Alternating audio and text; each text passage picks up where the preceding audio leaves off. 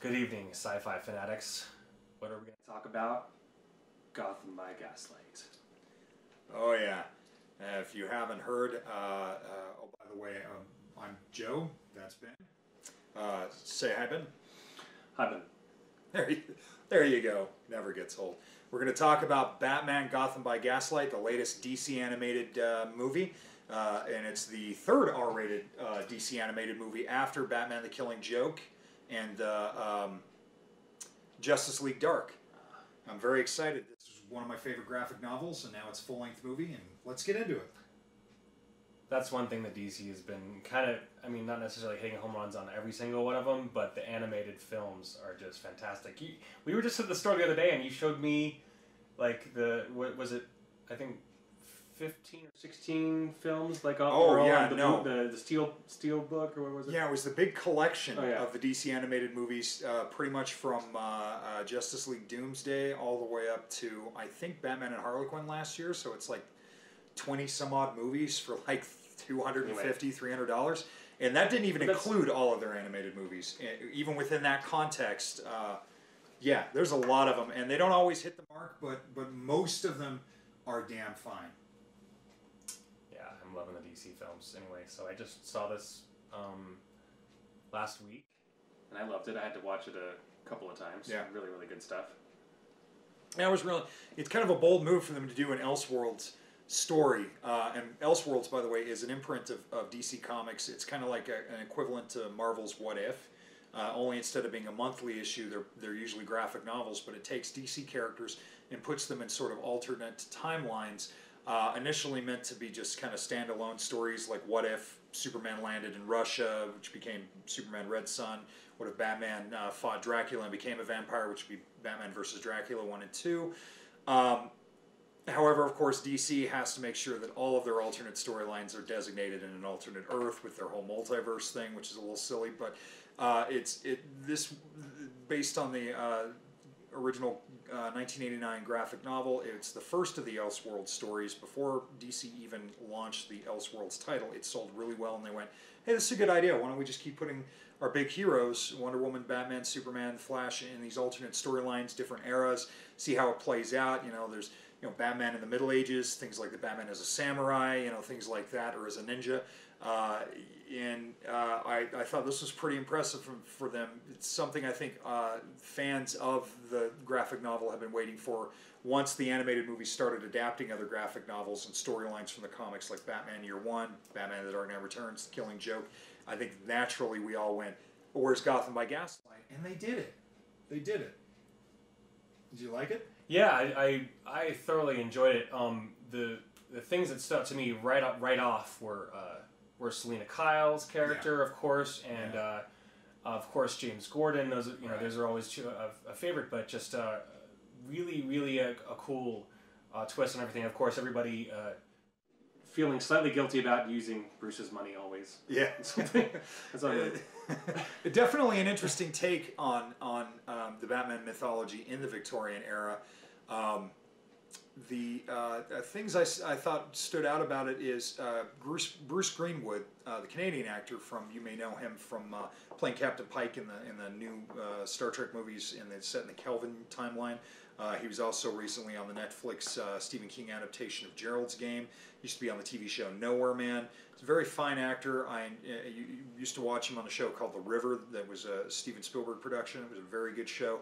And he's returned as the voice of Batman again. And I think probably they've had a lot of really good actors play Batman in these animated series. Kevin Conroy is usually the go-to guy, but he doesn't do them all. And for my money, Kevin Conroy has been the definitive voice of Batman for a number of years in animated form. But I really think Bruce Greenwood is probably my second favorite. He just brings a power to the character that I like. Let me ask you quickly. So, do you feel like you read the graphic novel? Do you feel like it was portrayed as well as in the novel, or do you just different and still good? Or personally, I was actually surprised at his as Batman was very surprised at his abilities, his skills at fighting. Yeah, I mean and little spoilers. We're going to get into some spoilers here, but for those who haven't read the graphic novel, and I apologize, Ben, I understand you haven't read it. No, I haven't. But, and you may want to show an image of that. I'm going to actually loan it to you. I've had first pressing. I bought this thing from the old Night Flight Comics at the old Cottonwood Mall back in, I think it was September, October of 1989. I was really looking forward to it. It's one of my favorite stories. Beautiful artwork by Mike Mignola, the creator of Hellboy, who also did all the cover art for the Death in the Family storyline, where they killed Jason Todd, the second Robin. Written by Brian Augustine, who also wrote the follow-up called Batman Master of the World. Mike Mignola did not do the art for that. In fact, it's an interesting thing you bring up this graphic novel, because this movie really is different from the graphic novel. It retains elements between Batman Gotham by Gaslight and Batman Master of the World, but it's really not a direct adaptation. Where where the Killing Joke was the last half of Killing Joke was basically almost a panel-for-panel adaptation of the Alan Moore, Brian Boland legendary graphic novel. But they did do a little bit of filler in the beginning to stretch out the time, and also to get audiences sort of interested in Barbara Gordon and Batgirl, and so that what happens to her in that story is a little bit more, it impacts you a lot harder. They didn't do that with this particular film. Instead, they took the elements from the two sort of Gotham by Gaslight. They took the two sort of graphic novels and kind of merged them, but they changed the narrative and they added more to the Batman mythology, which at first, when I first heard that they were doing this, I was a little concerned, because it does stray from the material quite a bit. Right. I mean, even downright to who Jack the Ripper is. That was, I mean, oh, right, exactly. And then that was, and that in itself, a lot of people had problems with in The Killing Joke, at least everybody I spoke to, because, of course, I have read the novel, and Well, they didn't like the intro with Batgirl? Right, exactly. Right, exactly. Yes. That particularly, like that, yeah, that whole intro, and I'm really said it had to do with fleshing out the character, and then of course filling the time. Yeah, isn't that what you're saying? Yeah. Well, I mean, if they just when you start watching from the point where the graphic novel actually begins to where the graphic novel adaptation ends in The Killing Joke, talking about The Killing Joke here, it would only be like 30-40 minutes. So they definitely had to. Now the irony, it's not irony because nobody else was aware of this, but a few years before this Killing Joke and Gotham by Gaslight got animated, I was actually thinking, wouldn't it be great if I was an idea man pitching stuff to DC Comics? Because I thought, what would be cool is to do an adaptation of some of Batman's best graphic novels, but in an anthology format, where they could exist in the time it takes to tell the story, which is a lot shorter than the feature, where you'd only have to do one or two of them. And I thought, Killing Joke and Gotham by Gaslight would be perfect, because if they were just literal adaptations of the graphic novels and then bookended, it would have fit 70, 80 minutes. You know what I mean? But they did, they obviously that's not the way they went. They decided to make full movies out of them, and there are a lot more changes to Gotham by Gaslight than Killing Joke. No, it just made me think.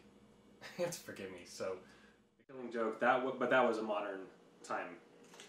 Well, story. Yeah, that one takes place. Yeah. I mean, I think the movie takes place in the present. Obviously, the graphic novel is 1988. That's what I meant. Where Gotham by Gaslight is set in the Victorian era.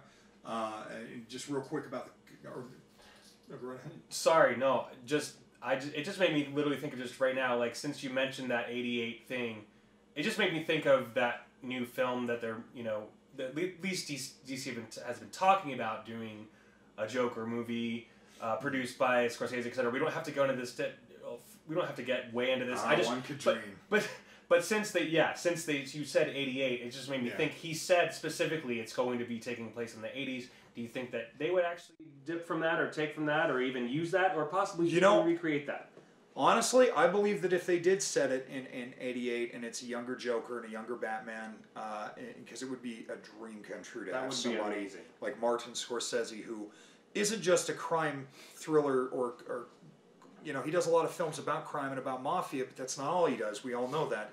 But he's really good at it. So to have him do a more sort of mafia gangster take on the Joker, where not like Jared Leto's Joker, where he's been in prison and is tattooed up. He's he didn't go to Blackgate. He went to Arkham Asylum. But to have it more to do with the Joker's sort of however they would think about doing it, I believe with Scorsese doing it, it'd probably be more psychological. So I'm willing to bet that elements of what Alan Moore and Brian Boland did in The Killing Joke would probably be presented.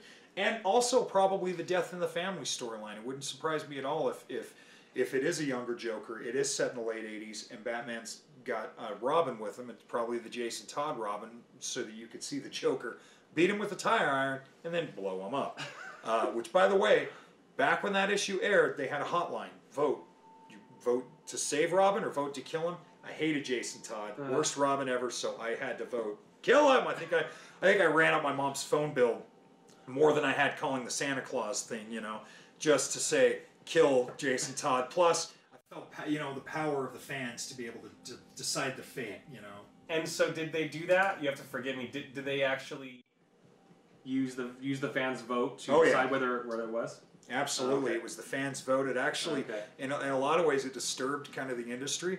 It really disturbed the writers and editors of DC because they thought, there's no way people are going to vote for him to die. And they had written the storyline where he lives and then one where he dies. And they thought, nah, I mean, it's Robin. He's kind of a punk, but they're not going to kill him.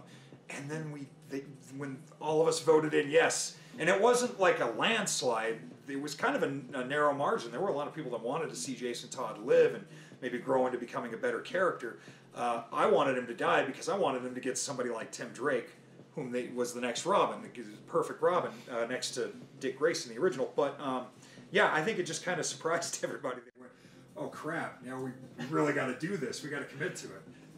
Imagine if that was happening for films now. I know. It's like the way things and how upset people get about characters in films. Like how upset people get. Vote on my channel here. Vote here. It would be utter chaos. Maybe that's what they're going to have to start doing is, do you like the way this new movie, then the franchise went? If not, let's kill it, start over.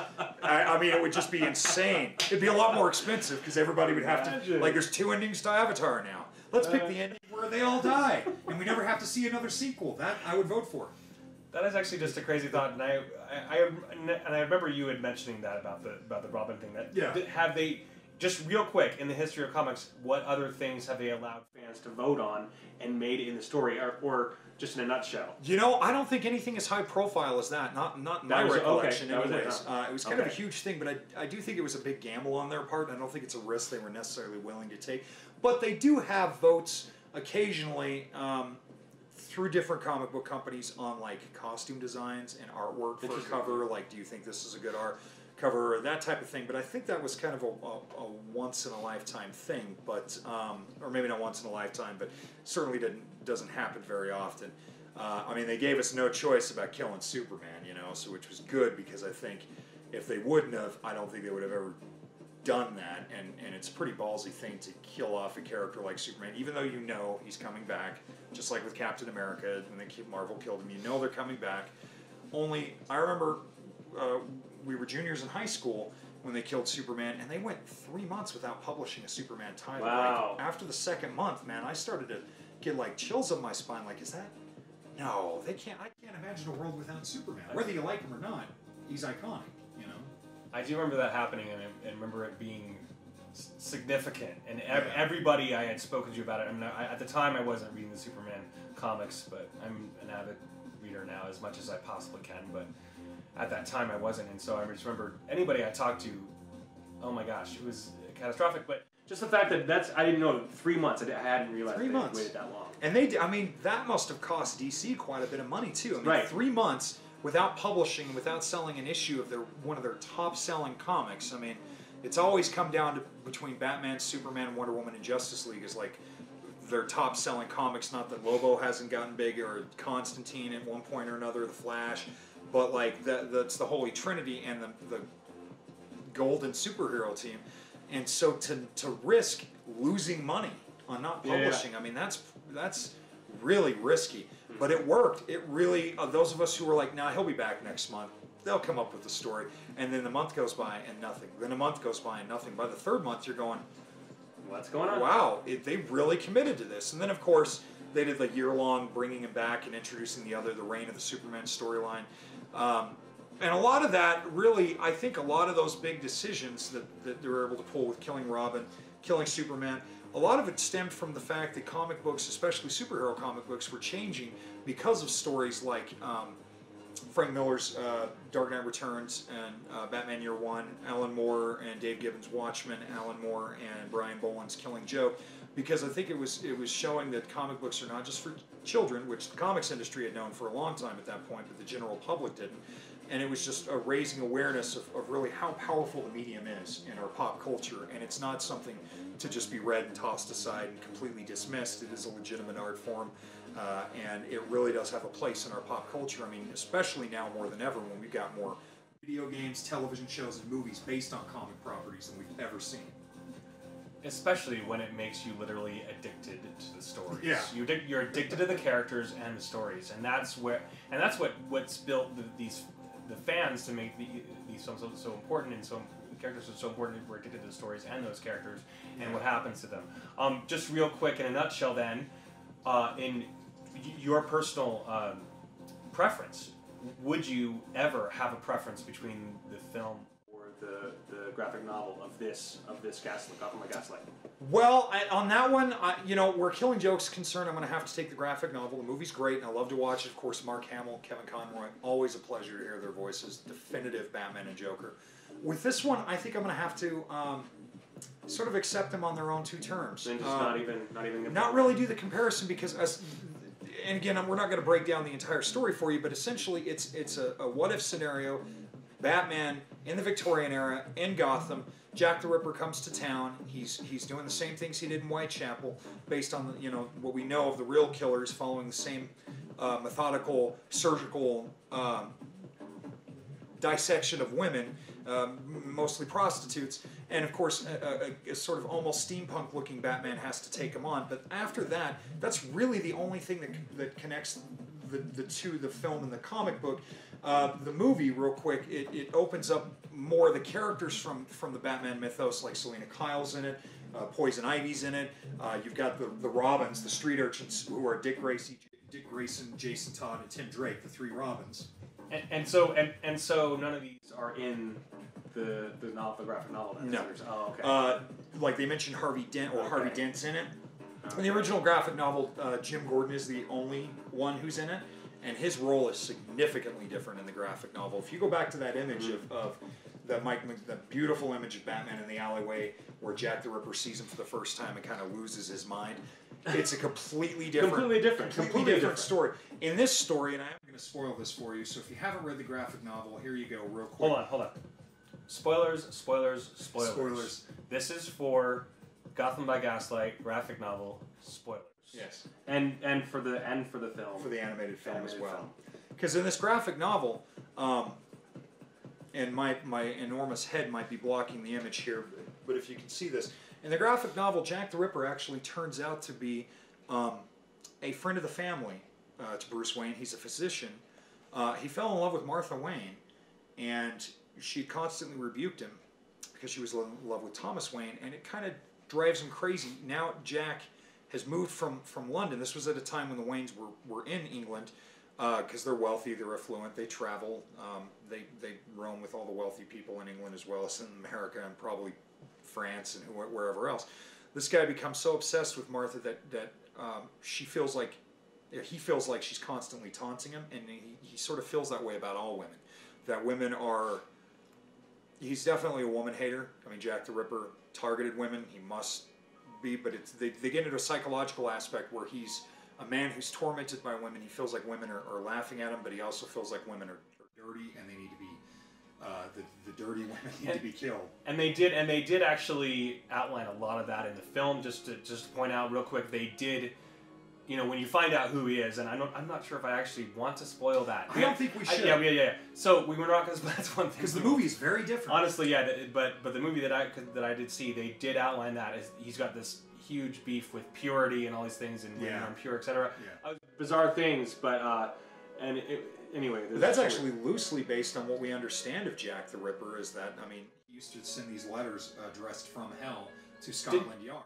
Didn't he demand that they be published? Is that correct? Or yeah. He definitely wanted to be known. He wasn't. I mean, he was operating in the shadows, but he was publicly announcing these murders. And there are all kinds of theories that lead into who Jack the Ripper was. Did he announce them before they were going to happen, or did he announce them after, or was it both? From what I understand, and again, I'm not an expert on Jack the Ripper, but I have seen some fictional films as well as documentaries about him. It was something that would usually be addressed after the murders were done. Sometimes I believe even sending pieces of the victim to Scotland Yard. And it was definitely... And he was never found. Right? He was never discovered at all who he was. As far as we do not know who Jack the Ripper is. So a lot of people posit that he's more than one person. A lot of people posit that he is just a singular person. And never mind. I guess anybody could just read Wikipedia on this. But did he give himself that name, Jack the Ripper? Was that his idea? I think he signed him Jack. I think it was Jack, and I think it was the press that dubbed him the Ripper or the Whitechapel Ripper because he was killing women in and around Whitechapel.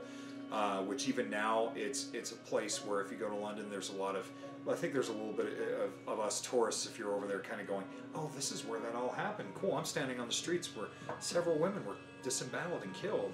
It's fantastic. It's gruesome. There's a lot of people, a lot of theories that posit, which is what's cool about why they were able to use Jack the Ripper in this storyline, is because, I mean, we've had our own serial killers here. There's even a notorious serial killer in the U.S., I believe his name was H.H. Pounder. He was around the same time, the Victorian era going into the Edwardian era, and I think a lot of people have assumed that that's another conspiracy, that may have been Jack the Ripper, that he was an American, he was killing people and women in London, and came back to the United States where he built basically a murder mansion and was killing people there. It leaves so much open. Why else would you build a mansion? For murdering, of course. Murdering. Welcome to my malevolent murder mansion! I would do that. Like Sweeney Todd. I mean, come on. If you're going to murder, do it in style. Do it in style. Just beyond, as far as touring, I know it's kind of bizarre. I did actually go to Alcatraz and see that, and they actually do have a very cool audio, at least at the time I went. It was like 7, 8, 10 years ago. One of those 15 different times that I guessed. And that you put on headphones and you go through your own audio tour, right. And there's a guy who kind of tells the stories, and there's actual audio, kind of like a radio audio broadcast show of it, like archival stuff. Yeah, and just like putting you through the experience of like all the people who actually had escaped from Alcatraz, like the story of these two guys who would just stuff like that. Yeah. It's interesting, but beyond that, it is kind of bizarre how people will. Emulate that or kind of get excited and interested. I mean, it's a story, so for whatever that's worth. And it just worked in a way that in the graphic novel it worked so well that fans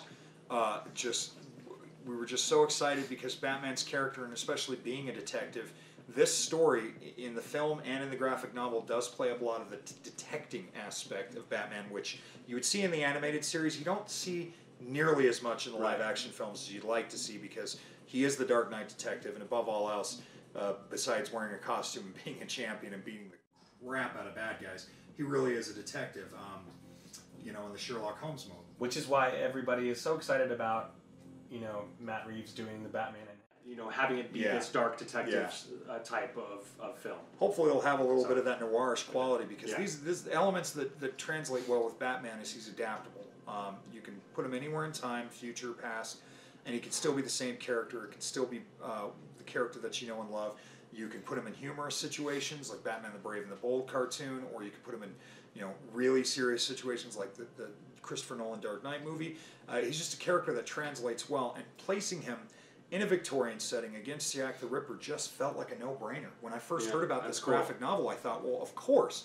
But at the time, DC didn't have the Elseworlds title, and it sort of kicked off. And by the way, Gotham by Gaslight was like a national bestseller, because it was coming off the heels of the Summer of Batman, Summer of '89, which was the Tim Burton Batman film, had just blown the character to ridiculous proportions. There was Batmania in the '60s with Adam West, but it reached new levels of insanity with the Tim Burton film, and it was everywhere, and so that was the perfect time for them to re-release The Killing Joke. So I bought like a second edition of The Killing Joke, which I still have, but then buying the Legends of the Dark Knight series just began about a month before Gotham by Gaslight came out, and it was just perfect timing, and it really did add to the level of sort of milestones in comic books.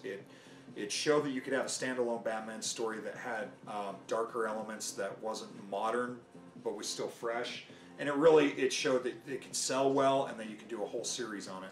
And I mean, what can you say about Mike Mignolia's artwork? I mean, the man gave us Hellboy. He's just amazing at this sort of simplistic yet complicated style.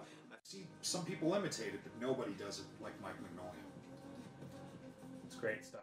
So do you have anything more to add before we move on? I would like to, I'd basically just like to say that with all the differences in the movie between the graphic novel, it's still a bold animated film.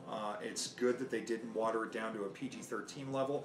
I don't mind that they expanded the sort of universe by introducing other comic book characters and elements from the sequel, Batman Master of the World. And I actually really like that. I actually did love that. I love the fact that they did involve Selina Kyle and James Gordon and all these people that are typically in Batman's world. Yeah. So for me it was that was a real big plus. Yeah, I figure it's sort of like an Elseworlds Elseworld. It's loosely based on Gotham by Gaslight and Master of the World, but it's also its own unique thing that's expanded on. And I would say out of the animated movies, I'm going to give it a 3 out of 4 stars. I think it's a solid film.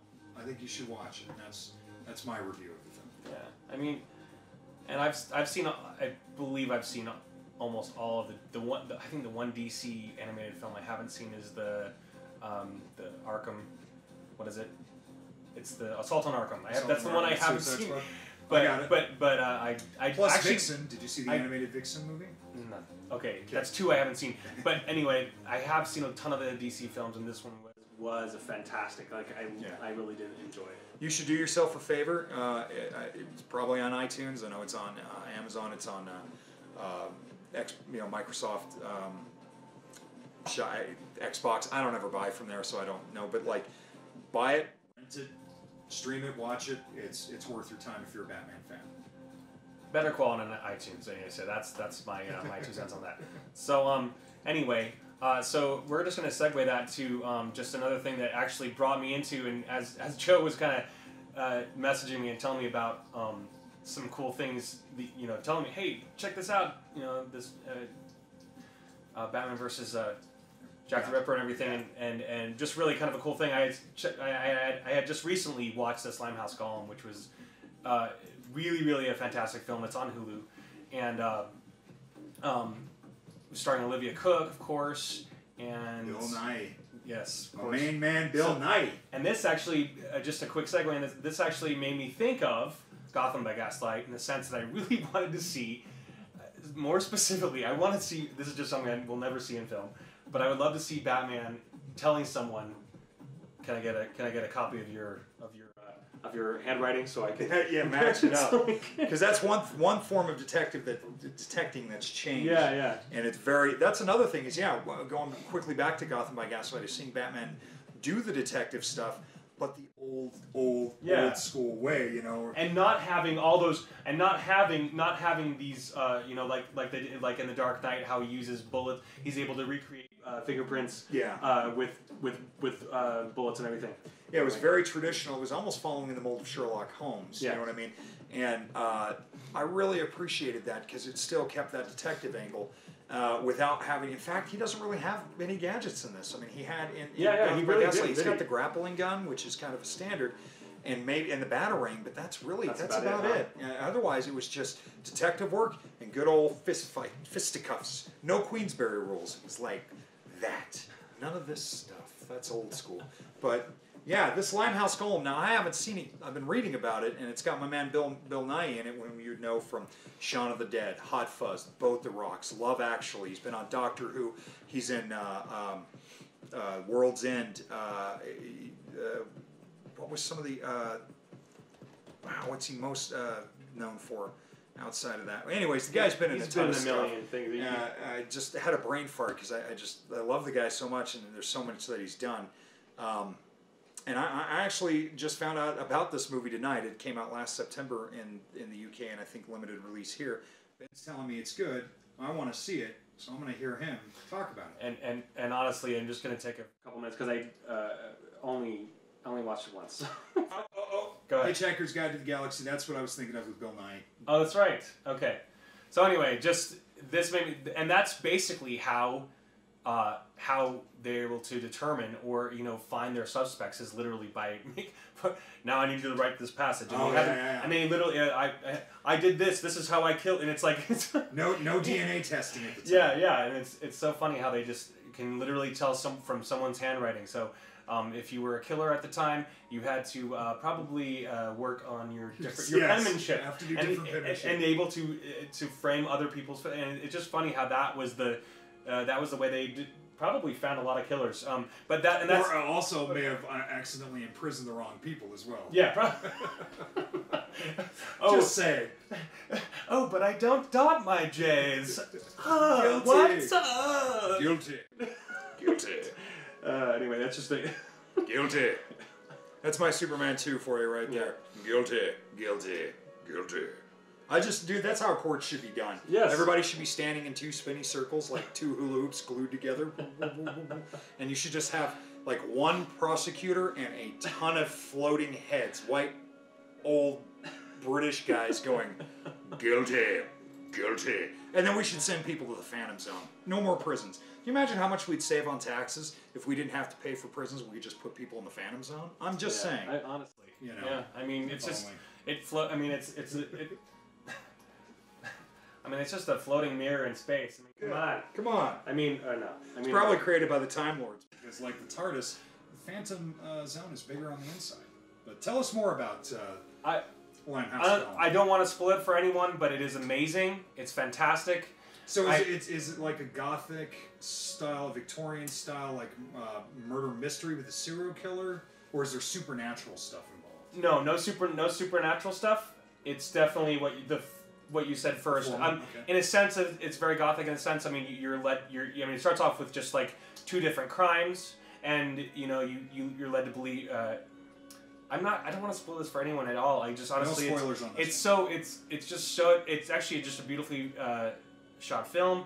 Lots of really cool twists and everything, and a great murder mystery with a really actually kind of cool love story for a few minutes, and just really cool stuff. And of course, I love Olivia Cook. And now what else has she been in? I fell in love with her when I first saw Bates Motel. Okay, she was in Bates Motel. Yeah, she was alongside Norman.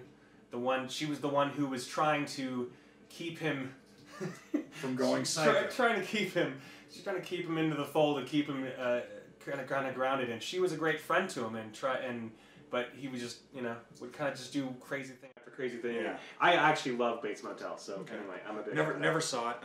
I do love the Psycho film. Well, Psycho and Psycho 2. The original, right? Yeah, the Hitchcock. I don't mind Psycho 2. I actually don't mind Psycho 3 that Anthony Perkins directed himself. And Psycho 4, the beginning, is basically Bates Motel. Bates Motel is basically,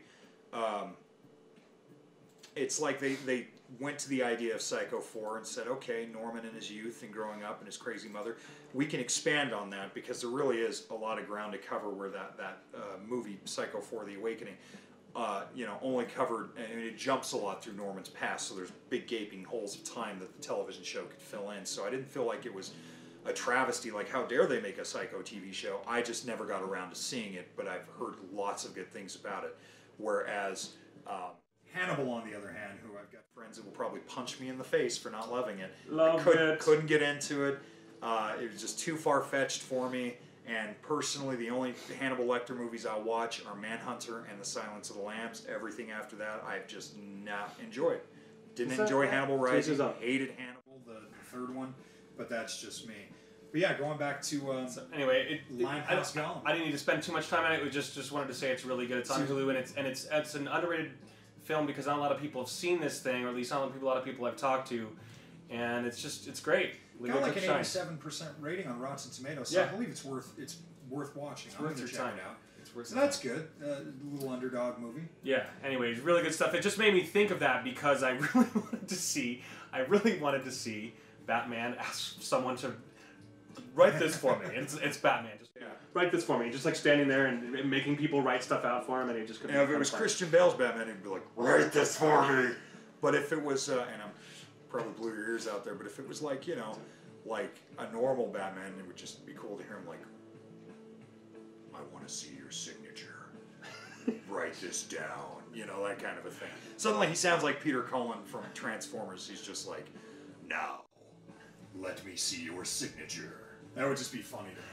Sign this. It's like standing in a lineup, turn to your right. Now repeat this phrase. Hand me the keys. No, I'm not going to do Write this. I'm Batman. I'm Batman. Okay. Do you bleed?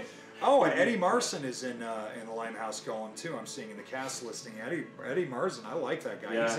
He's Lestrade in the Guy Ritchie Sherlock Holmes movies. He's working for Inspector Lestrade from Scotland Yard. He's in The World's End, the Simon Pegg, Nick Frost, Edgar Wright film. Okay. He's a good actor. I like him a lot. But anyway, the reason why we had tied these two together is because they both take place in the 1800s in London, and they're both about to murder. And apparently, like I learned today, that a group of crows is a murder of crows. Is that a real thing? Is that actually real? You know where I learned that? Sting. The song Sting, All This Time back in the day. Oh yeah, okay. Priestley Black like a murder of crows, and I thought, what the hell is a murder of crows? And then because I probably didn't pay attention in school, as I rarely did, and then come to find out it's a murder of crows. I mean, how cool is that? That is the coolest, weirdest thing. Oh, look, everybody. It's a psychopath of geese and a murder of crows. Fantastic. So, moving on, though, we're going to actually get to our much anticipated by our lovely audience here review of the latest X-Files episode, Kitten, with guest star Haley Joel Osment, all grown up now. Not seeing dead people anymore, just hating cats, it seems. Oh, and look. Oh, look where we are, Joe. Hey, look at that. I love this office. Sorry. All I want to know is, can somebody get me a cup of coffee or so? Does anybody work around here? Because, like, phones are ringing. I've got work to do. I feel like I'm in the set right now. Anyway. Honestly. Oh, what? That's silly. No, I'm sorry. I'm sorry. Sorry, you know what's weird? They got a TV guide right there. On the corner. So, that's... Yeah, TV guide right there. Okay. Yeah, with the X-Files on it. So for all of you people who don't know what that is, they used to mail a magazine out to people to tell them what was actually playing on the TV, so they could read the magazine. Reading. As opposed to, and it would tell them where to get their information on television shows. Anyway, so we're gonna move on. Sorry about it, everybody. So this episode was amazing. I loved it. If you know me at all, you know that I love the X-Files. You know that I love this season. It's really, really great. Of course, shows a flashback. We had discussed last week about specifically. I'm going to move back here. We're back in the office for a second. We had discussed last week specifically how much I loved Skinner. Yeah. How much of a big Skinner fan I am, and how much, and all the people who have loved the X-Files forever, see him as, he's kind of a iffy character. He's in and out of things, but anyway. I've always loved him because I know that he always ends up on Mulder and Scully's side. Even though you don't think he necessarily might be, but this episode he really stands out, and you realize that he has from day one always been on Mulder and Scully's side, and this really blew me away. So yeah.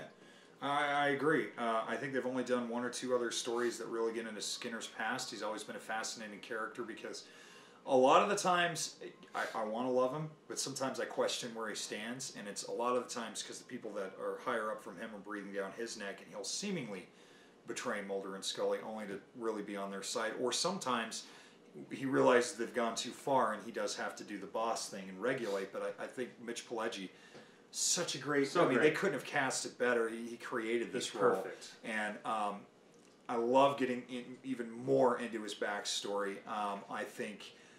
he carries a lot of this episode. I just think it was really cool to see. I didn't know how long he'd been with the X-Files, and to find out now we have a finite timeline of when he started with the X-Files. And they mentioned, he'd been with it a few years prior to Mulder joining. He'd been at this point. He's been with the X-Files for 30. I think they mentioned 35 years. So okay, so he had joined just a few years before, and I remember that. I remember that. Yes, I remember. I thought that was fascinating. I liked knowing that. I mean, I kind of always figured he was a Marine and probably in Nam, and it just they got into that, and I thought that was really, really interesting. I specifically loved his ending monologue here. It was so great. Anyway, we're gonna get into it, and I actually spoilers with this. Yes, yeah, thank spoilers. You. And with this episode, I was actually going to practice his monologue and try to do it, but yeah, we're gonna do that in another episode. Anyway, hey, thanks to everybody for checking this out with us and waiting. And if you fast forwarded, that's cool too. Yeah. The X-Files is great. It's great. I mean, we'd like you to not fast forward because you like watching us, but we understand. You wanted to get to the meat of this. It's the X-Files. We make you watch other crap beforehand. So this scene was great. The jumping into Vietnam. Vietnam and Vietnam, whatever. Love seeing this. Young Skinner. This was great. That was great. Young Skinner, really, yeah. Now the actor who plays him actually looks quite a bit like Mitch Pileggi, so I thought that was really good casting.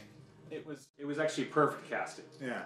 I mean, the only thing that was different is you know, he doesn't have the cynicism as the older Skinner that we love, and that's another reason why I love Skinner is, again, sometimes he's almost a villain, but he usually ends up being an ally, or always really ends up being an ally.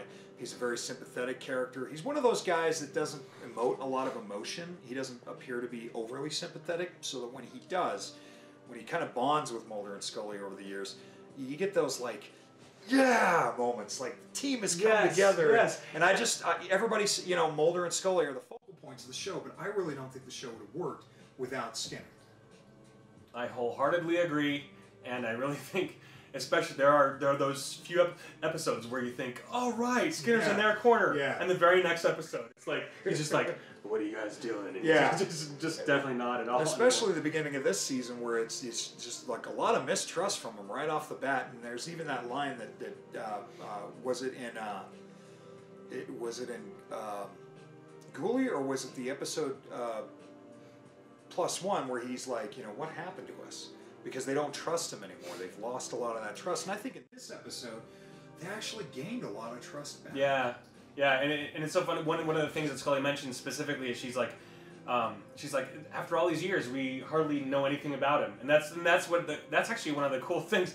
It's like this, 10 seasons long, and this is, I believe, probably maybe the second or third flashback we've ever seen of Skinner at all, ever in the entire 10 seasons. Yeah. And so it's actually funny that we finally see a flashback of Skinner in Vietnam. Now. 11, it's just crazy. So anyway, let's get on. So this is really kind of a crazy thing, and I had realized that John or Dan, whatever his name is, because the son's name is John, and then the dad's name is Dan. I can't remember. Yeah, I both forget. Yeah. Anyway, the interesting thing is, seeing Haley Joel Osment in this, that was kind of a surprise. I love it when the X-Files, when they get a guest star that's a little bit bigger than a typical television guest star, you know, someone who's actually done a lot of film and people know, like, you know, when they, you know, having Jack Black and Giovanni Ribisi on the show. Granted, they weren't extremely successful yet, but just having that. It's cool to see Jack Black. Yeah, Bruce Campbell popping up on the show, the Candyman, Tony Todd popping up on the show. But what I really like is if you're going to do a flashback story about Skinner, and it's going to be set elements of it in Vietnam, and again, spoilers, of course you're going to deal with chemical testing and chemical warfare. I mean, it wouldn't be the X-Files if it was dealing with the politics of what the war was about. It has to delve into those elements, which is what you want, and they do it really well, especially in this episode. Speaking of you saying that just really reminds me of this shot, and it makes me think of Tim Robbins in Jacob's Ladder. It really reminds me. It definitely had elements of Jacob's Ladder. If you haven't seen Jacob's Ladder, great film, 1991. Adrian Lin directed this with Tim Robbins. Basically, the whole story it deals with the effects. I'm not going to tell you what the story is about because you really should see it. No spoilers, but it deals. What I'll tell you is basically what you get off the trailer. Vietnam vet coming home and experiencing weird supernatural elements that may or may not have been caused by chemical testing during World War II or Vietnam War, no disrespect. We all know things like Agent Orange and all the weird testing that was done to civilians and enemy combatants as well as our own soldiers. a lot of terrible things from that. But also not horrible enough that we can't exploit for our own entertainment because they are terrifying. It's terrifying. What a crazy war this has been. I did actually see a recent documentary on Vietnam. But anyway, it's really sad that this happened. And I'm incredibly grateful that I did not end up... That we were just, way too young to be drafted. I mean, when we entered the war, you and I weren't even a speck in our parents' eyes. So this right here, this is actually really interesting. It shows him in complete and total fear.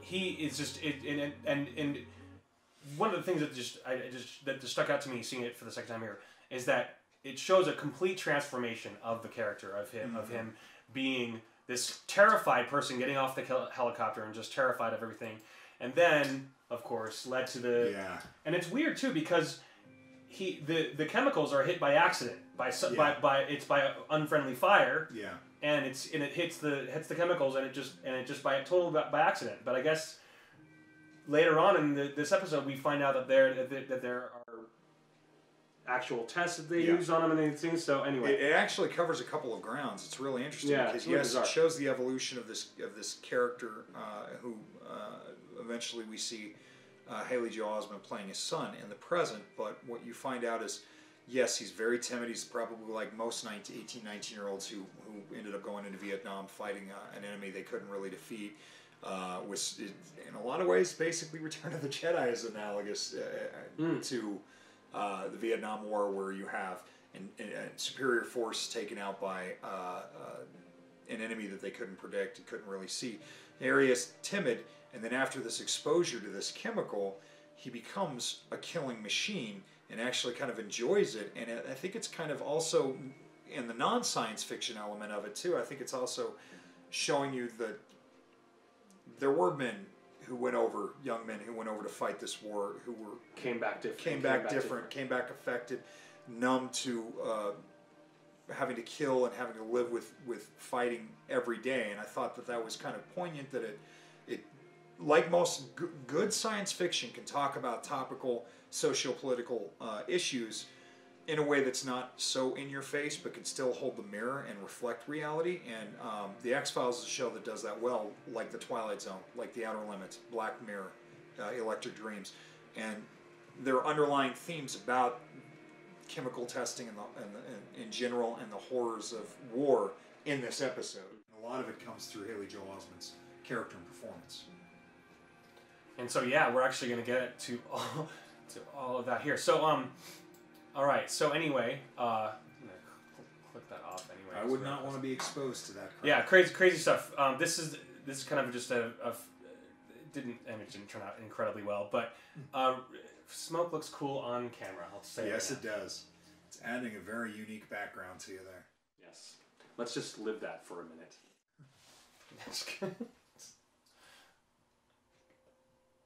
Yeah.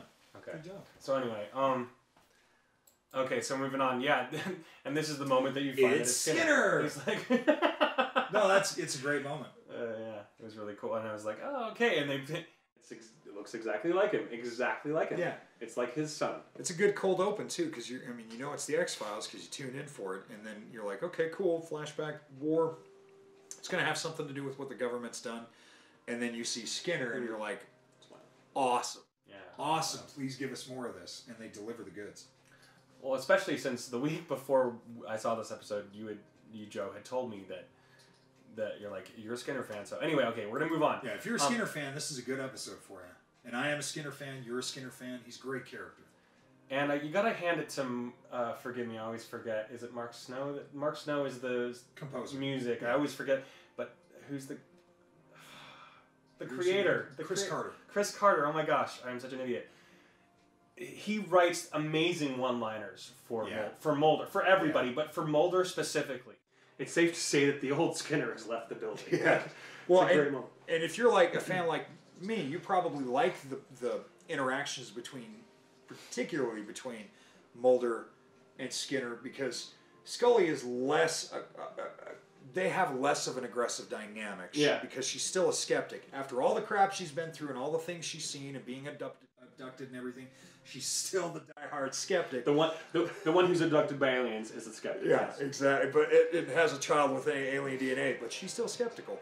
Whereas, Mulder, he's probably because Skinner's got his back so often that he feels comfortable sort of letting him know what he thinks in the situation if he feels like Skinner's wrong. Skinner obviously does the same thing with Mulder, and their interaction is at the core of the three. See, when I think of the X-Files, like I was saying before, I don't just think of Mulder and Scully. I don't necessarily think of the lone gunman and a lot of the peripheral characters, but I do think of the sort of trifecta of Mulder, Scully, and Skinner. So Walter Skinner is a part of the X-Files, and so their interactions and the way that they play off each other, especially after 11 seasons, it's perfect. All right, so anyway, great one-liners that Mulder has, and this was interesting. It's like I don't think we've ever seen him on the show before ever. Skinner's boss? Yeah, no. But yeah, I don't think I've ever seen Skinner's. I mean, if we're wrong about that, by all means, feel free to comment. There's been a lot of episodes I had been watching since day one, back in September of 1993. I have rewatched all 10 seasons prior to this season, at least twice, some even 3 times.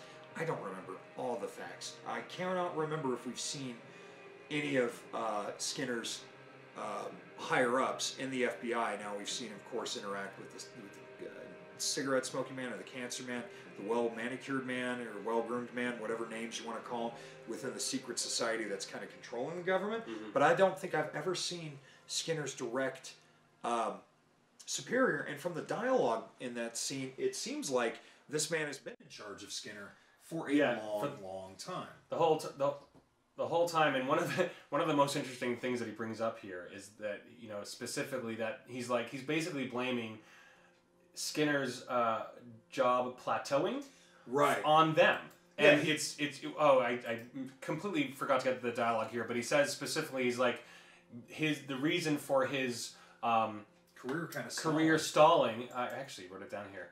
Yeah, Skinner's stalled career has everything to do with his blind loyalty to you and your misguided search for some imaginary truth. Blaming Mulder and Scully for his career plateauing. And anyway, that's which is kind of funny too, because I think in that dialogue, I mean, I could have misinterpreted, but I feel like that's the moment where Mulder and Scully's kind of ideas of Skinner's loyalty to them completely change, where the trust comes back. And trust is very hard to get back once you've lost it from somebody close to you. And even if you work with somebody for 11 years and you don't know their whole backstory, you do get a kind of closeness to them. And I think that moment they kind of realize, okay, yeah, he has our back, and then they start to think about it too. Have we been holding him back? Yeah, it's and they do. They consider it, and we're gonna get to that. Actually, there's a whole scene that we want to where they do talk about it. So anyway, that was crazy to me. Like, it made me think, wow. And so they really are they start feeling guilty about it. They do. We're gonna move on. So this is once again another great one-liner that Mulder gets to say. Do you want to say it? No, go right ahead. But I'll keep my eyes peeled for a cigarette. He's like, they're looking in Skinner's apartment to try to find clues, try to find him, and but I have no idea what's going on here, Scully. But I'm gonna keep my eyes peeled for cigarette butts. Anyway, kind of indicating that they know that he's had liaisons with the cigarette smoking man. So that was kind of interesting. And that was a direct.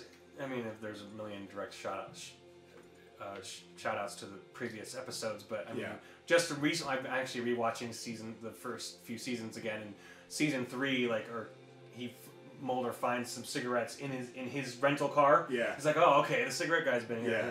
Anyway, so we're gonna move on. Oh yeah, once again, more funny lines. And they were trying to. Well, that's right, because his apartment. Yeah. When another interesting thing, getting back into Skulder's sort of life.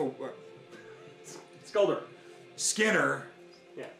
Getting into Skinner's sort of life away from the X-Files. I think it's the first time we've ever seen his apartment, and they're like stunned by the fact that spoiler here, he has nothing personal showing. Nothing. It's like a hotel room. There's nothing personal on the wall. Nothing. Whether it's a family photo or a band that he likes or a movie. Nothing that states this is who I am. It's just kind of like, he probably just goes there, sleeps, changes clothes, showers, and goes to work. You know. Yeah. So I thought that was cool, and that line, sort of poking fun at it. It's great. Maybe he's out meeting with an interior decorator. So that's what. That was another one-liner that David Duchovny has. So, like he gets a good great line, and that's even a funny one. So he says. Like Scully's like, no knickknacks. Like, yeah, the first thing she says is like, there's no knickknacks, no family photos or anything. And then we don't really. And then this is when she says specifically, I don't really know. We don't really know that much about Skinner, even though we've known him for so long. We don't really know that much about him. And then Dave, well, it appears he may suffer from moderate to severe constipation. What does he find? Is that like a laxative? Yeah, something. Let's just hope for Skinner's sake, because he's getting up there in age. Looks great though, better shape than I am. Let's just hope it's moderate. I'd hate to think that he's got severe constipation. Yeah, I'm sure. Anyway, it's just. Oh, it's a great. I love his face too. His face is so funny. He's still delivering all the same weird one-liners. Anyway, they find a desiccated human ear that's been delivered to him. So that's bizarre and crazy, of course. Yeah, the one element that they find from his past is from a letter. Yeah, and it's got that ear in there, and then the photograph, and that's about it. Okay, so moving on. Anyway, this is a great. I had to get all the ridiculous comments. Your juices flowing. Oh, that's such a good line she makes to Mulder right there. Like, their monsters are here, of course. That's in a letter that they find it in. Isn't it with the ear? It's with the ear, right? Well, this was actually the monsters are here. That was before they see the ear. That's is before. Right. So, and of course, Scully's gonna throw that in Mulder's face. Like, does that get you worked up? Get you excited? There's monsters involved. And then his response, my favorite. As much as I appreciate any reference to my juices, Scully. Anyway, that's great. And I love David Duchovny. I love his deadpan humor. I think that hasn't changed in nearly 20 years. His deadpan humor has stayed the same. I've had some people actually recently watch some episodes and come up to me and say, "Does it feel like David Duchovny's phoning it in?" And I say, "Well, I don't know. Have you ever watched the show?" Because he's always had a sort of like mellow attitude and cynicism and one-liners, and I don't think that's ever changed. You'd think too, with age, that he'd either become more cynical and bitter, or more of a believer and less cynical. But I think that it's a perfect growth of the character, and I'm glad that he still has the humor, because that's what cemented me with his character. Yeah, right? In the first episode was his humor. Well, and it would be easy. It would be easy to call it that, to call it just phoning it in or whatever. But honestly, like the way he's able to do it, I don't know. Some people might like it. I mean, there are diehard Dave Duchovny fans or diehard Mulder fans. There's a reason why people like him. I think that he executes everything that he does with precision and very well. So, well, I think it's a very dry and slightly cynical humor, and I think it's off-putting to a lot of people. And I think because he's not so animated in his humor, and goofy faces, making silly voices, and it's very down to earth. I think it's more relatable to me. I know people who have that kind of sense of humor. I can have that kind of sense of humor, and so to say that he's phoning it in, I feel like you've never really paid attention to the character in the first place. Yeah. Maybe it's just your memories of what the show used to be, but really his character, as they've grown, that's one constant about him, and I hope it never changes. That's why I like his character, because he is a real-world type of character with a real sense of humor about things, but thrown into unbelievable, exaggerated situations. And I think also you have to also take the fact that he's a very serious person, and his motives are very serious. Everything that has always motivated him has been extremely serious, and everything that he's done throughout the show. So I mean, in all of this time, he's always been very serious. So even when he delivers weird humor, it comes off organic. So anyway, the name of the town, Mudlick. Great. What a strange name, man. Mudlick, Kentucky. I'd say I don't think I'd ever want to go to a place called Mudlick. Yeah, I maybe once. Maybe just drive through it once. Yeah, just driving through real quick, because that just sounds like the type of place where you get, a tire breaks down and then nobody ever sees you again. It's where you know, people have pretty mouths. So okay, anyway, this is Yeah. You ain't gonna find no kitten. I love this moment. I love this scene. So this guy, wasn't he a member of their platoon as well, who was exposed to the chemicals? Yeah. Yes, and they all have nicknames. Yeah. Banjo, Kitten, Eagle. Well, what else? Skinner's just Skinner though. But okay, did Skinner not? Oh, I can't remember if he had a nickname. He may have, but I think we'll find out. I mean, it makes sense if he did, but. Yeah, going back into something that we kind of touched on a few minutes ago, but kind of forgot to bring up is you come to find out that some of these guys in this platoon that were exposed to this chemical are being held in a government facility over the years. They've been they continually tested on them, control fear, sort of mind control, get them violent and aggravated. It's almost like 28 days later in that sense of just turning them into violent, aggressive people. Yeah, yeah. So anyway, back to that. So we're gonna keep going. We're gonna push through these. Ain't no kitten out there. And just his face is so funny. Ain't no kitten. And Mulder's just like, what? Okay. So anyway, really great stuff. I don't even know who that is. We probably will never know who that is, but he's really he fit the part very well. Cool. Very cool. Yeah. Especially because if you go back, is it me or is he wearing a Confederate flag? It looks like he's wearing a Confederate flag. Kind of makes sense in a town like Mudlink, but I didn't. You know. I didn't even realize that until you mentioned that. It's hilarious. Oh wow. Okay. Probably super patriotic, but apparently the guy, as you gather, he's still got some of his intellect, but it seems like he's gone off the deep end. Yeah. He ends up calling Skinner Eagle because he's bald. Yeah. So we call him a bald eagle. So. That's right. Anyway, we're gonna move on. So apparently everybody's in the town is losing their teeth. Because of the constant exposure that they're not even aware of. To the, what did you call it? The something line, the plane. Oh, the chemtrails. The chemtrails. I forgot the name of that. Chemtrails. So yeah, so because of the chemtrails and people are being exposed to this chemical, apparently the government, at least this is just according to what I've got out of this, is the government is kind of testing or doing some sort of test or experiment on the town, maybe? Seems well, it kind of falls into a line, because you know the X-Files tends to fall in line with a lot of or follow along with a lot of conspiracy theories, you know, with the Nelson Mandela effect and things like that. So the chemtrails, and yeah, it's very much following along the line of the conspiracy. The government is secretly poisoning the people to keep them, the public, us, to keep us in control and docile and consuming and distracted from the oligarchy and fighting amongst ourselves.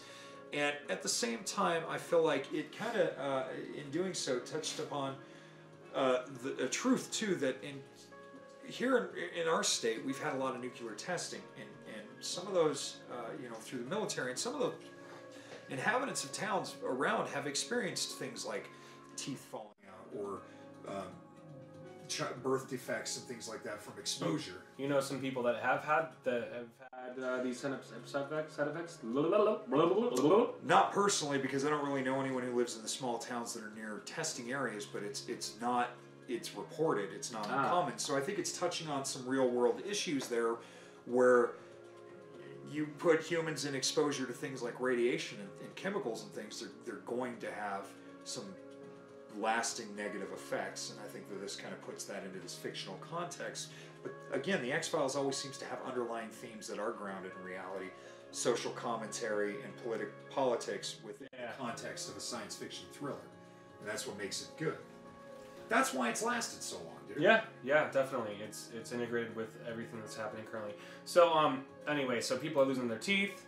This is a great moment. Like they're talking about the type of trap that they found the guy in, and they're like, "Can you describe it?" It's funny because Mulder's like, "Can you describe can you describe were there stakes?" Which guy are they talking about? They're talking about the found body that was that was just where they had found him, and he's like, "What type was there wood?" Because I guess there was wood in the autopsy, etc. They didn't have time for that, but oh, that's a punja stick. Yeah, it's just so common. All these traps and things. Yeah. So apparently, this was something that was used in Nam a lot. Yeah. Apparently. Taken with bamboo. Yeah. So once again. Yeah. Anyway, Trigger. So once again, Mulder having a fun moment with kind of figuring he's just saying all these names out loud. Oh, Trigger. Okay, that's the guy's name. Okay, Trigger. Did you say Banjo? That's once again, he's finding people's names and everything. So. funny moment. It's so deadpan that if you don't know his character, you wouldn't laugh. You Right, he's being maybe a jerk, or he's seriously like, "Did you say banjo?" But it's all in the delivery, man. Yeah, it really is. Again, that's why I keep coming back to the X-Files: the writing, the subversive nature of the show, and the actors. And Mulder and Scully. Yes. Okay, so anyway, moving on. Trigger once again. Trigger. That's funny. I didn't realize that. Okay, but look at these slides. It's a punch stick. Trigger. Did you just say banjo? Trigger, banjo. That reminds me of the time. This is just a funny moment that I have to relive for a moment. When Joe and I were kids, when we were in high school, I remember the library was missing some letters on it, and it was the originals. Thing was no food, no drink, no smoking. And then it wound up saying, it would be missing some letters. Ofu, Odreen, Mokin. And just for years we would just laugh about it. It's the dumbest thing, but hilarious. It was a funny moment in our history. Ofu, Odreen, Mokin. It took them years to fix that. It said that forever. Ofu, Odreen, Mokin. For like that's 2 years. We were in high school, and then like 2 years later, I'm working at the library, and it still is missing these signs. And the funny thing is when that was probably like 2 months, less than a year that the library had been built, and already part of the stickers were to come off and said this ridiculous statement that nobody apparently paid attention to, but we would just giggle in our adolescent minds. It's like. It's just classic. I'm glad you brought that up, man. I just want Mulder to say Ofu, Odrin, Mokin. Okay, anyway, everybody, sorry. Okay, and this is that guy. I love this guy. He's my favorite part of this episode, I think. Really? Okay. Well, one of my favorite parts. It's him, of course. Actually, no, there's no way I could. Definitely a great element. Yeah. Anyway, I told the eagle where to find Kitten's kitten. He was talking about Skinner, because Skinner's bald, so he's a bald eagle. And Kitten's kid, his son, also played by Haley Joel Osment, which is weird. I haven't seen Haley Joel Osment in a long time. I know he was in Kevin Smith's last 2 films, Tusk and what's it called, Yoga Hosers.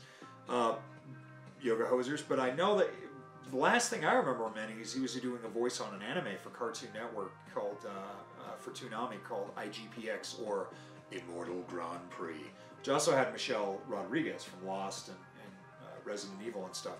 And so it had been a while since I'd seen him. Never seen him with long hair, too. So it was a little bit of a shock after all these years. I'd heard he was going to be on the season. I didn't know it was going to be this episode. It was kind of a shock. I actually got to hand it to him. He did a good job. Very creepy in this. I did love him. Okay, so we're going to try to get on with this and try to... okay, so once again, the transformation. This is the transformed... father. He plays the father and the son. So anyway, so this is Kitten. This is the transformed version of him after he's slicing ears off and kind of being a brutal son of a bee sting. So kind of not Skinner notices it too. Yeah, and it's crazy to see how Skinner's kind of getting all bent about it, and he sees that. And Skinner wasn't even exposed to any of this stuff, which was he walks into the tent where he did get exposed a little bit. Minor exposure. Okay. But really, it's you get a little bit of Skinner's concern that his friend, whom at the beginning was so terrified to get off the helicopter and go into war, as you should be, and he's sitting there saying, "I've got your back. We can do this." And then to see his transformation after being exposed to this chemical to becoming like the type of person who is telling a story around a camp with the other soldiers about how a guy got away that he wasn't able to get a body part from for his collection. Yeah. It's very disturbing, actually. Yeah, it was really, really, really crazy. Okay, so anyway, once again, this is where Mulder and Scully go. Mulder's like, in retrospect, thinking, okay, so really he hasn't advanced in 30 some years. So they're realizing that Skinner, it's almost like they're feeling guilty about it. They're feeling guilty about they feel like they've about Skinner not moving, and it's like and for so long that they have like felt that they have kind of been held back by whoever the powers that be, etc. All these things have been holding them back, but they're realizing, oh my gosh, we're not the only ones who are being held back. So, and I think they're also realizing too that Skinner really has had their back, like through the entire duration, their time with the X-Files, even when there's times where they don't trust him, or he's had to appear to be working against him, just to keep heat off him. Because 9 out of 10 times when it appears like he's working against him, it's really to confuse the people that he's working for into thinking that, while he's really secretly working for them. And I thought it was really cool. I wonder if that's going to change the dynamic of the characters in the future. I wonder if there'll be more trust. I also... I do secretly want to see some a little bit more espionage on Skinner's side. Now, knowing what we know after the end of at the end of this episode, I do want to see him more being more assertive in kind of being on their team and going more espionage on his side. Well, from what they've been doing with him this season, I have a feeling that it's going to come to a head with the finale, and I believe I could be wrong, and it could be years before this comes back, but I believe William's going to be coming back. Scully's son. I don't think it's going to be something, I would hope not, after introducing the last episode. It feels like this season is kind of going somewhere. I mean, like there's a bigger picture that they're moving towards, even though they still have their standalone episode, their Monster of the Week episode, their humorous episode. It all feels like it's kind of moving a narrative forward with the characters. So once again, he's a man ruled by his moral compass above all else, and this is Scully talking about Skinner. Great moment, and she's always good line too. It's it really sums up Skinner. Yeah, such wonderful writing. Yeah, I do too, definitely. I think then too that they realized that, kind of feeling guilty. They mention that to him, right? Doesn't Mulder ask him the question, "Have we held you back?" I think that they do. There's a whole scene about it. There is a whole scene about that, and then that I encourage all of you to watch. If you don't even watch this episode, watch the end of this episode because it's so freaking good. It is one of my favorite. The episode as a whole is enjoyable. It's a good episode, but the end of it just, oh my gosh. Anyway, so then this is them talking about the different experiments. Of course, this is when they come across Kitten's son, also played by Haley Joel Osment. I wonder if that's his real hair or if that's a wig. It feels like it's a wig because his hair is really short in the beginning, but he could have filmed the scenes with long hair first. Oh, that's right. Yeah. But he's the seemingly normal but slightly unhinged son of Kitten, who was played by him too. Played by him too, who was Skinner's in Skinner's platoon in the war. And he's talking about how in this scene when they encounter him, and they're talking about how his father basically had been tested on for years and years and years after the war with multiple different chemicals. But he starts to also talk about like sort of the conspiracy theory in a whole, right? About how just all these chemicals and projects were created by the government to use and abuse people with. Yes, we're going to get to that right now. As a matter of fact, he mentions Bluebird, MK Ultra, and MK Delta. Once again, this reminds me of the Jacob's Ladder and all that stuff. Also, side note, he's listening to a track by John Cale on here. Oh yeah, that's right. Which is a good song, but I think I know this. You think we both know this? We're dedicating our lives to music as much as to sci-fi and pop culture. But he was a founding member of the Velvet Underground. I didn't know he had a solo career. I mean, obviously Lou Reed, but so I thought that was pretty interesting. They always find little interesting songs and things to play, obscure stuff to put in the show. And it's crazy how that song grows too, and it gets weirder. Moves with the scene. It's great with the scene because it gets weirder and scarier, and we're coming up to that. Actually, this is just a moment where they're talking about the testing, and of course, people mutating into ghosts with skulls and their ghost monsters, whatever. Yeah. And then I think cats are creepy. That's a good funny moment. Anyway, we're gonna move on. But this is the part of where they use the "Fear's the Man's Best Friend" song by John Cale, and that was a crazy moment because you get to this thing, and that's when it moves out of the. Yeah, this is a creature. So Mulder and Scully are just kind of exploring. Son of Kitten, because I can't remember the character's name's home, and they think it's empty, and they just see this. This is the monster that people have been seeing around town, and it actually turns out to be a costume. Yeah, That moved. I mean, I kind of felt like it was going to happen, but it was still creepy. It's a creepy backwoods monster. It is a great moment because Mulder's looking at it and it just looks like it's hanging there. But he's like, what is that? And then he walks away and it just moves. It was a great moment. Haley Joel Osment moves in the costume and it just, okay. And that's another thing, too. I've never seen Haley Joel Osment, who's mostly famous for The Sixth Sense, which in essence is a supernatural horror film, but I've never really seen him in this kind of a role before. Yeah. So this was really kind of cool. I didn't either. I haven't either. So that was kind of a crazy. Anyway, I didn't get images of it just because I want to make you watch the end of this episode again and again and again. If you get a chance to, you really should, because it is so good. Skinner's monologue is wonderful. I was absolutely blown away by it. He just basically talks about how he's like, I'll make that decision every damn time. Yeah. You know, he's talking and he's like, when it comes down to between what does he say? He's like, when it comes down to having to fight the puppeteer, the master puppeteers who are making it all, blah, blah, blah. Like it's a great monologue, and I wrote it all down and I can't find. But I couldn't find where I wrote it, but I put it in my notes here. It's a beautiful monologue, and he basically professes his loyalty to Mulder and Scully, and it's just like, yeah, every single damn time I'm with you guys, and every damn time. That's the one Skinner trait. So that's your Skinner there. No, it's cool because it just reaffirms that he's okay with not being promoted. I found it. Because what's the line, real quick? It's long. It's long. Oh wow! But if it wasn't for you two, I wouldn't be here today. I enlisted in the Marine Corps the day that I turned 18. I was a kid full of callow self-confidence and faith, and this kind of uncorrupted belief that I was just doing the right thing. John James, he didn't enlist. He was drafted. And his whole life was upended by a war that he truly didn't even understand. He was so afraid all the time. I felt like I had to protect him, but I didn't. I couldn't.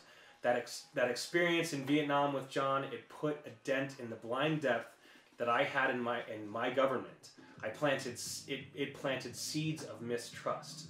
I tried for years to suppress that mistrust, but it gnawed at me. And then you two came along, and you taught me not to hide from it, but to have the guts to shine a light directly into the darkest corners. And if given a choice between advancing my career by being blindly loyal to some faceless puppeteers of pulling the strings from the shadows, or to throw in with you two, make no mistake about it, I'd make that same decision every single damn time. So I'm going to go back and I'm going to kiss the ring, but I intend to do right by this man. And that means finding the truth of what the hell they used him for, no matter the cost. I owe him that. I owe myself that. It's just such a it really sums up the character right there. It's great. like right there, it's basically establishing that he's aware that his career isn't moving out, but it's because he found two people who are willing to fight the cause, expose the truth, and he wants to be a part of that. I mean, you can't get it better of an ally than that. That's the best thing you can have in an ally. That is like, just having that model. It's like a birthday right there. That's like a birthday gift. You read that well. Having that. Well, just like. Anyway, thanks guys for listening. I hope you like the X-Files as much as we do. Because if you don't, I don't know what the heck you're doing here. Anyway, no, we appreciate you guys so much. Again, please like and subscribe if you do like this channel.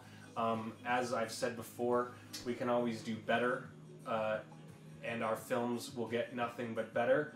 Joe and I want to do a lot of stuff for you and make just a lot of cool projects. So yeah, we're kind of thinking this might only be the beginning. So please, aside from liking and subscribing, which we encourage you to do, please, any feedback, any comments, negative things, anything. If you think my face is just really dumb and you don't want to see it anymore, I'd still like to hear about it.